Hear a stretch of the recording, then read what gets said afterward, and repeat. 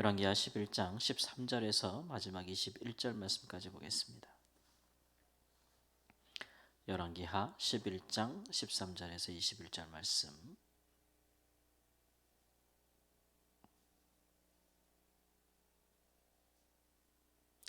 아달랴가 호위병과 백성의 소리를 듣고 여호와의 성전에 들어가 백성에게 이르러 봄에 왕이 규례대로 단 위에 섰고 장관들과 나팔수가 왕의 곁에 모셔 섰으며 온 백성이 즐거워하여 나팔을 부는지라.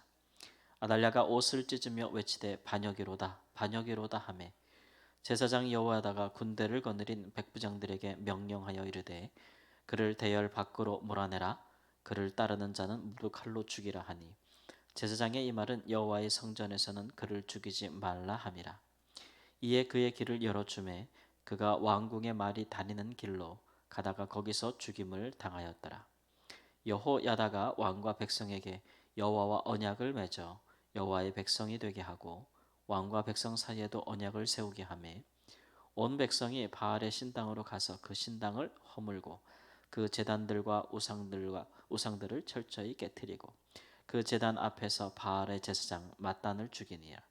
제사장이 관리들을 세워 여호와의 성전을 수직하게 하고 또 백성들과 가리 사람과 호위병과 온 백성을 거느리고 왕을 인도하여 여호와의 성전에서 내려와 호위병의 문 길을 통하여 왕궁에 이르매 그가 왕의 왕좌에 앉으니 온 백성이 즐거워하고 온 성이 평온하더라.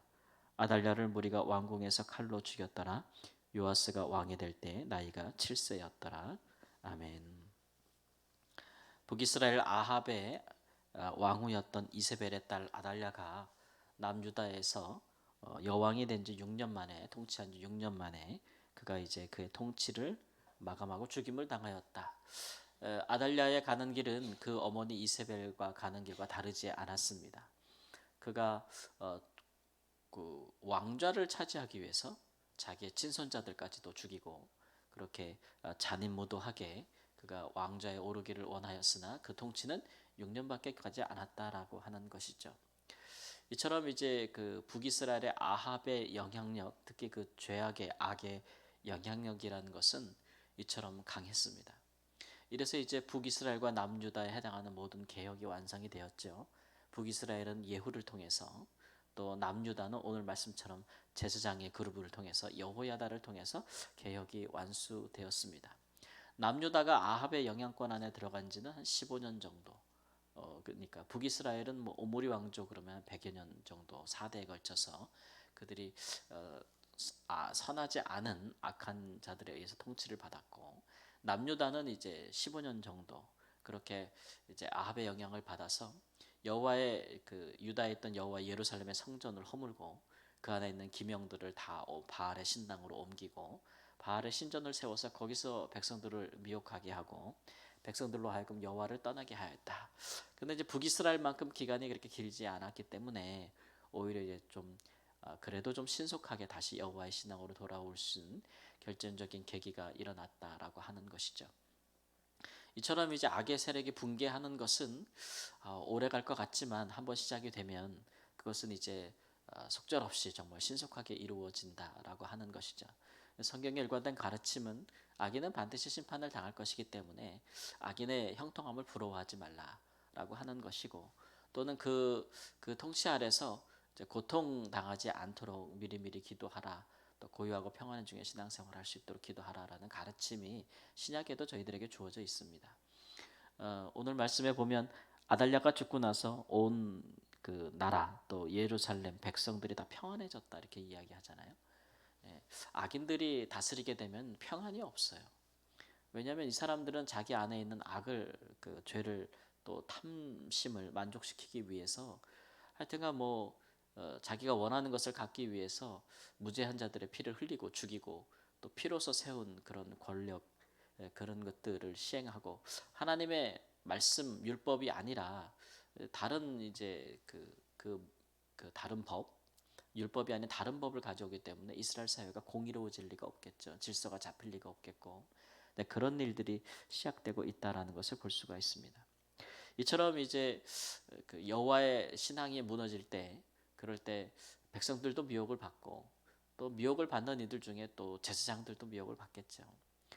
그렇게 성전 제도가 무너지게 되면 성전에서 중심으로 생활하고 이제 따로 이제 기업을 받지 아니하였던 레위인들이나 제사장들이 성전 제도가 무너지니까 백성들이 이제 성전에서 율법대로 하나님 앞에 이제 헌물을 드리는 일이 없다 보면 제사장들은 자기의 몫을 받지 못할 것이고, 그러다 보면 백성 이제 제사장들이 성전을 떠나 자기의 그 직업을 갖게 되면서 정처 없이 떠돌게 될 것이고, 뭐 이런 여러 가지 현상들이 이제 더불어 일어나게 되는 것이겠죠. 물론 이제 성전부터 시작되는 하나님의 말씀을 백성들에게 가르치는 일들이 소홀해진다. 왕뿐만 아니라 백성들에게 하나님의 말씀이 멀어지게 된다. 그러면 나라의 법이 사라지게 되는 것이겠죠. 그런 식으로 서서히 나라는 이제 타락하게 되게 되는 것입니다. 이제 그런 일들이 처음 시작은 가벼워 보이지만 시간이 지날수록 그런 일들은 굉장히 이제 중한 그런 죄가로 그 온 나라에 오게 되는 것이죠. 특별히 여호와의 신앙의 본질이 뭐냐? 그러면 우리는 여호와의 신앙의 본질은 성전과 제사가 아니라고 했죠. 성전과 제사보다도 먼저 하나님께서 이스라엘 백성들에게 요구하였던 것은 항상 역사적으로도 그렇고 또 성경적으로도 그렇고 이제 하나님의 뜻을 따라 사는 거예요. 그렇죠? 하나님의 말씀. 성전이 없기 전에도 하나님의 말씀은 있었고, 제사가 있기 전에도, 제사 제도가 있기 전에도 하나님의 말씀은 선지자들과 또 모세와 같은 종들을 통해서 이미 다 전해진 바 되었기 때문에 하나님 신앙의 본질은 하나님의 말씀을 회복하는 것, 하나님 말씀을 따라 거룩하고 또 긍휼이 많고 또 사랑이 충만한 그런 삶을 살기 위한 하나님의 법을 따르는 것이 신앙의 본질이다라고 있는 것이죠. 구약은 그 일에 대해서 이제 하나님의 말씀, 법에 의지해서 그렇게 해라라고 했는데, 이제 그것이 잘 되지 않는다는 것, 우리 안에 있는 죄가 오히려 그 법이라는 걸 기회로 삼아서 우리로 하여금 불순종에 이르게 한다라는 것들을 깨달은 이후에는 신약에는 이제 법으로 될 것이 아니고 이제 성령으로 될 것이다. 우리 안에 하나님의 은혜와 성령으로 가득 찰 때만이 비로소 하나님께서 우리 마음에 새겨주신 그 말씀대로 살 수 있을 것이다 라는 것들에 대해서 말씀하고 있는 것이죠. 그렇기 때문에 법을 회복하는 것도 중요하지만 마음을 회복하는 게 훨씬 더 중요합니다. 그래서 이제 여호야다가 이 개혁을 할 때에 율법책을 가지고 뭐 왕 앞에 율법책을 앞에 이렇게 서약하게 하면서 왕의 책봉식을 하는 것을 볼 수 있고, 또 이스라엘 백성들에게 율법을 가르치는 것도 중요한 일이지만 더 중요한 것은 마음을 돌아오게 하는 일이에요. 네. 아무리 법이 있어도 마음이 거기서 멀면 온전한 순종이 일어나기 어렵죠. 그래서 오늘 17절 말씀 보면은 왕과 백성에게 여호와 언약을 맺게 하고 왕과 백성 사이에도 언약을 맺게 한다. 얘기는 이제 언약을 갱신하는 것이죠. 그동안 우리가 이러한저러한 이유로 하나님을 섬기는 데서 떠났고 또 성전은 회파되었고 하나님의 말씀을 따라 사회 질서가 이제 법을 따라 시행되는 것들이 우리가 그런 것들을 못했으니 다시 한번 하나님 앞에서 우리가 모여서 하나님의 말씀을 쭉 낭독하고 그에 대해서 우리가 그 말씀대로 우리가 살겠다라고 서약하자는 얘기죠. 그렇게 함으로써 다시 한번 이제 우리가 하나님의 백성이 되고 하나님은 우리의 하나님이 되시는 것에 대해서 그런 거룩한 맹세를 하자라고 하는 것입니다. 이런 의식은 이스라엘 백성들의 마음을 하나님께로 새롭게 하는데 유익이 되죠. 이런 유익이 된다 이런 말이죠. 그래서 우리도 때로는 이제 우리 마음이라는 것이 우리의 삶의 형편과 상황과 또 일어나는 많은 일들 속에서 마음이라는 것이 마치 그 바람에 흔들리는 갈대와 같아가지고 마음을 정하기가 쉽지 않죠. 하나님은 우리에게 항상 이제 하나님 앞에 마음을 다하라라는 말을 먼저 하시잖아요. 그리고 사랑할 때도 이제 마찬가지고 마음을 다해서 그와 같이 사랑하라고 하시는데 사람 마음이 이렇게 참 잡히기가 쉽지 않단 말이에요. 그래서 구약의 백성들은 이렇게 하나님 앞에 정기적으로 모여서 의식, 언약식을 통해서 마음을 새롭게 하는데 개인적으로도 그러지만 이제 공동체적으로 이런 일들을 자주 시행했다라는 것을 볼 수가 있습니다. 우리도 이제 그런 일들이 좀 유익을 받으면 좋겠죠. 먼저는 성령으로 말미암아 우리 마음을 늘 하나님께 드리는 것이 참 중요하다. 그러기 위해서 기도가 참 중요하고 참 우리에게 요긴한 것이다라는 말씀을 드릴 수 있는데, 또 그렇지 못한 사람들에게는 이런 의식들도 때로는 마음을 하나님께 정하게 드리는데 유익합니다. 그래서 예배라든가 또는 이런 것들이 정기적으로 드리는 것들이 우리의 마음이 하나님 앞에서 어디에 있는가를 다시 한번 살펴보고 그 마음의 방향을 정하고 내가 하나님 마음이 합한 사람인가, 하나님 마음과 나의 마음이 맞는가를 돌이켜보기에 참 유익하다 이런 은혜의 수단들이 우리에게 있다는 것이 참 감사한 일들이겠죠.